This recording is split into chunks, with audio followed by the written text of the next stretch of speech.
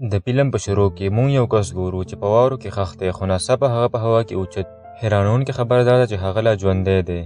د جامو اغوستلو او تیارېدو نه پس هغه خپل چاقو د لرګي نه راوباسي او خپل سفر جاري ساتي. بیا منظر بدل شي او دوه ماشومان ښودلی کېږي. د مشر ورور نوم یې جیم دی. هغه د خپلې خور سره په یو غټ کور کې یوازې اوسېږي. هغه خپل ټول کارونه پخپله کوي او داسې ښکاري چې د ژوند تېرولو لپاره هیڅ چا ته ضرورت نه لري. جیم ناست دی او د خپل ټوپک ګولۍ چیک کوي. د لرې نه د یو لوبو ټوپک په شان ښکاري، خو چې کله ورته نږدې وکتلی شي نو معلومیږي چې دا یو بېهوشه کوونکی ټوپک دی چې ګولۍ یې د انسان د بېهوشه کولو لپاره استعمالیږي. په دې وخت کې ورته د بهر نه اواز راځي. هغه بهر وځي او یو کس ګوري چې د هغه د خور نه د مور پلار تپوس کوي.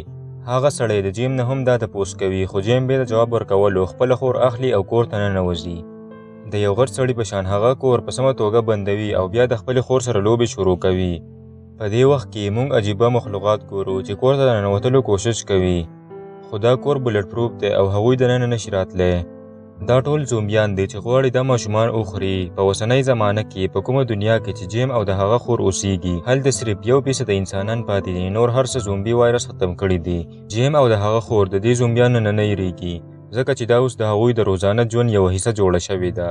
جیم او خور یې بهر لوبې کوي چې جیک راشي. دا هغه سړی دی چې پرون هم راغلی و. دا ځل هغه د خپلې ملګرې سره راغلی دی.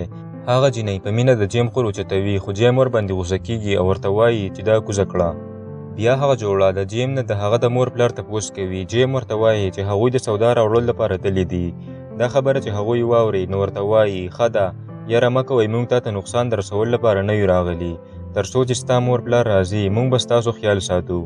منظر بل ځای ته بدل شي چېرته چې ایډن د ځنګل په منځ کې ولاړ دی. هغه د دې زومبیانو نه یریږي او په خپله وسله هر یو زومبي وجني. د جیم په کور کې هغه جوړه هر څه چیک کوي او ګوري چې دلته د ډېر وخت لپاره خوراک او د ضرورت سامان موجود دی. ځکه هغوی فیصله وکړي چې دلته پاتې شي، ځکه هغوی پوهېږي چې جیم او خور یې یوازې دي. جیم دا ټولې خبرې پټې واوري او په زړه کې یې یره پیدا کېږي. هغه خپله خور په سیف روم کې بنده کړي. د جیم سپی هغه بویوي او غپا شروع کړي. شپه شوې وي. کله چې هغه جوړه ګوري چې ډېر زیات زومبیان راغلي او کور یې ګیر کړی دی نو هغوی ډېر یریږي او ټول لایټونه مړه کړي. خو ناڅاپه د شا دروازه خلاصېږي او څوک په هغې جینۍ حمله کوي. جینۍ زخمی شي او بیا څوک هغه د کور نه بهر راکاږي. د هغې د خاوند سره څه وشول دا نه ښودلی کېږي. بل سهار بیا ایډن ښودلی کېږي چې په واورو کې پروت دی.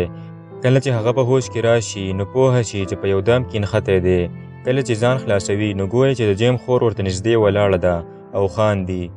ناڅاپه د هغه په غاړه کې یو ستن ولګي او څنګه چې ایډن هغه لرې کړي نو بېهوشه شي. په اصل کې جیم هغه په خپل بېهوشه کوونکي ټوپک ویشتو. لږ وخت وروسته چې کله ایډن په هوش کې راشي او کور ته لاړ شي جیم هلته ټوپک سره ولاړ وي. جیم ترې تپوس کوي چې دلته څه له راغلی یې. هغه ورته وایي چې زه یو فوجي یم او شمال طرف ته د خپلې ښځې لټون لپاره روان یم. جیم حیران شي ځکه چې تر اوسه چې کوم خلک راغلي وو هغوی د خوراک یا دوایانو په لټون پسې وو.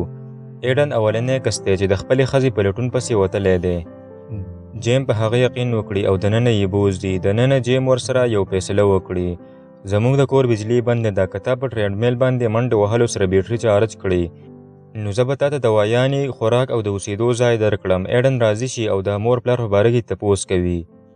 دا ځل جیم دروغ نه وایي. هغه ورته وایي چې پلار یې ساینسدان دی او د ډېر وخت نه پس نه دی راغلی او مور یې په یو سکیورټي ایجنسۍ کې کار کوي او هغه هم په یو میشن باندې بهر ده. د خبرو په وخت کې ایډن بهر یو زومبي ګوري. هغه په منډه بهر وځي، یو کاڼی راواخلي او د زومبي سر پې ووهي او هغه مړ کړي. جیم دا هر څه ګوري خو د خپلې خور سترګې پټوي. کله چې ایډن واپس راشي جیم ترې تپوس کوي چې دا زومبي دې ولې مړ کو؟ دا کور خو بلټ پروف دی، هغوی دننه نشي راتلی. ایډن حیران شي چې په دې کور کې نورې څه اسانتیا دي. په هر حال ایډن غواړي خپل کار زر ختم کړي او لاړ شي. هغه په ټریډمیل باندې شپه او ورځ منډې وهي تر څو بیټري چارج کړي او په اخره کې د ستړیوالي نه راپرېوځي. د جیم خور ورته اوبه او خوراک ورکوي او خپل پینونه ورته ورکوي چې خپل ویښتان پرې وتړي. بیا هغوی بهر وځي او ګوري چې په یو دام کې یو زومبي نښتی دی. جیم هغه په خپل ټوپک ووژني. بیا موږ یو سپینګیری او یو ځوانه جینۍ ګورو چې تیریږي او د چا لټون کوي. هغوی واپس کور ته راځي. ایډن د جیم د مور پلار تصویرونه ګوري. هغه ته د موټر چابیانې میلاو شي او ذهن ته یو خیال راځي چې په دې موټر کې شمال ته زر رسېدلی شي. خو چې کله موټر سټارټ کړي نو معلومیږي چې هغه خراب دی او دا یې پخپله نشي سمولی. هغه د ګیراج نه بهر راوځي او ګوري چې په بهرنۍ کوټه کې عجیبه اوازونه دي. مخکې له دې چې ایډن هغه چیک کړي جیم هغه ایثار کړي. هغوی کور ته لاړ شي، ډوډۍ وخوري او د کېدو تیاری وکړي. جیم د وده کېدو نه مخکې خپل لاسونو ته هتکړۍ واچوي. سهار چې ایډن پاسي جیم په بستره کې نه وي، هغه بهر لاړ شي او ګوري چې جیم د زومبیانو د نیولو دامونه سموي. په دې وخت کې ایډن پټ هغه بهرنۍ کوټې ته ننوځي چې ګوري دننه څه دي. هلته صرف یو بستره، بالښت او په دیوالونو باندې د نوکانو نښې وي. داسې ښکاري لکه چې څوک زومبي دلته قید کړی شوی وي. ایډن واپس راشي او بیا ګوري چې یو اجنبي سړی د کور نه بهر ګیر چاپیره ګرځي. ایډن په تیزۍ سره د جیم خور راخلي او پټیږي چې هغه سړی ونیني. جیم دا ګوري نو پوه شي چې ایډن هغوی ته نقصان نه رسوي، نو ځکه هغه د ایډن وسلې واپس کړي. په دې وخت کې ایډن د موټر په سمولو بوخت دی چې ناڅاپه د جیم د خور د چغې اواز راځي. هغوی بهر وځي او ګوري چې هغه سړی چې د کور لټون ته راغلی و هغه د خپلو ملګرو سره راغلی او د جیم خور یې اغوا کړې ده. جیم یو کس بېهوشه کړي، خو په دې کې 2 کسان مړه شي. هغوی د چا نه د جیم مور ویشتلي وو چې اوس راغلی ده، خو په دې جنګ کې یوه ګولۍ په ایډن ولګي او هغه په واورو کې راپرېوځي. د مړ کېدو نه مخکې هغه ته د خپلې ښځې یادونه راځي. لږ وخت وروسته یوه عجیبه خبره وشي. ایډن بیا ژوندی شي او د هغه زخمونه هم پخپله روغ شي. هغه پخپله حیران وي، خو جیم او مور یې نه حیرانېږي. هغوی ایډن دننه بوځي چې ورته سهار څه بیان کړي. دلته یو ډېر لوی ټویسټ راځي. لینا د جیم مور ورته وایي چې عام خلک چې کله په وایرس اخته شي نو د هغوی عقل کار پرېږدي او زومبیان ترې جوړ شي، خو په هغې کې ځینې خاص زومبیان وي. دا هغه خلک وي چې په وایرس اخته وي خو د هغوی ذهن روغ وي. د هغوی طاقت دا وي چې هغوی د زومبیانو په شان هیڅکله نه مړه کېږي. خو د دې یو نقصان دا دی چې کله کله وایرس د هغوی په ذهن غلبه وکړي او هغوی لیونتوب شروع کړي او قتلونه وکړي، او چې کله واپس په هوش کې راشي نو ورته هیڅ هم نه یادېږي. ایډن پوه شي چې هغه هم یو خاص زومبي دی. بیا لینا یوه بله غټه خبره وکړي چې د هغې زوی جیم هم یو خاص زومبي دی. بیا ښودلی کېږي چې د فلم په شروع کې هغه جوړه جیم وچلې وه. هغه ورځ سپي ځکه ورباندې غپا کوله چې هغه پوه شوی و چې جیم اوس زومبي کېدونکی دی. جیم خپل خور ځکه په سیف روم کې بنده کړې وه چې هغې ته نقصان ونه رسوي، او بیا یې هغه جوړه ووژله. ځکه جیم هره شپه خپلو لاسونو ته هتکړۍ اچوي.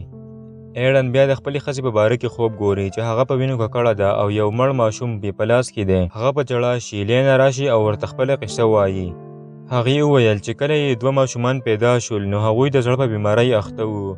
په هغه وخت کې زومبي وایرس خورېدو او د هغې خاوند ساینسدان د خاص زومبیانو په باره کې تحقیق وکړو. هغه یو دوایي جوړه کړه او جیم ته یې د ستن په شکل وکړه. جیم په ظاهره زومبي شو خو ذهن یې د انسان په شان پاتې شو او بیماري یې هم ختمه شوه. خو یوه ورځ جیم خپل پلار وچیچلو او هغه زومبي شو، نو ځکه لینا مجبورن هغه مړ کړو. په دې وخت کې د بهر نه د جیم د چغو اوازونه راځي. هغه بیا لیونتوب ته روان دی. لینا په ژړا هغه په آوټ هاوس کې بند کړي. ورځې تیریږي. لینا او ایډن یو بل سره مدد کوي. بیا یو ورځ د لینا لور په واورو کې بېهوشه شي. معلومه شي چې د هغې د زړه تکلیف بیا شروع شوی دی. ایډن مشوره ورکړي چې دې ته هم د جیم وایرس ورکړي چې دا هم سوپر زومبي شي او ژوندی پاتې شي. خو لینا انکار کوي ځکه چې هغې مخکې ډېر نقصان لیدلی وي. په دې کې جیم هم روغ شي او هغوی د ماشومې خیال ساتي. بیا داسې وخت راشي چې ایډن باید لاړ شي. لینا او جیم یې ډېر ایثاروي خو هغه نه ایثارېږي. کله چې ایډن لاړ شي نو یو څو کسان د لینا کور ګیر کړي. د هغې ډلې د مشر لور ورکه شوې وي. دا هم هغه جینۍ وه چې په شروع کې جیم وژلې وه. هغوی د خپلې لور موټر د لینا د کور سره نږدې موندلی وي، نو ځکه په هغوی حملې کوي. ایډن چې بهر وده وي د پښو په اواز پاسي او واپس د هغوی د بچ کولو لپاره راشي. دننه هغه مشر لینا وهي ډبوي او د خپلې لور تپوس ترې کوي. ایډن پټ دننه ورننوځي او جیم ګوري. هغه یو کس په خاموشۍ سره وژني. بیا د هغه مشر سره مخامخ کېږي. هر څوک په ایډن باندې ټوپکونه نیسي. ایډن د جنګ کولو په ځای خپله غاړه په خپله غوڅه کړي او مړ شي. هغه دا ځکه کوي چې پوهیږي چې دی به بیا ژوندی شي او دا درد به یې په یو خطرناک سوبر زومبي بدل کېږي. همداسې وشي. هغه په څو سکندونو کې راپاسي او په هر چا حمله شروع کړي. لینا خپل ماشومان پټ کړي او ایډن هر څوک مړه کړي. بل سهار ایډن راپاسي. هغه په وینو کې ککړ وي او په لاسونو کې د یو انسان پښه وي.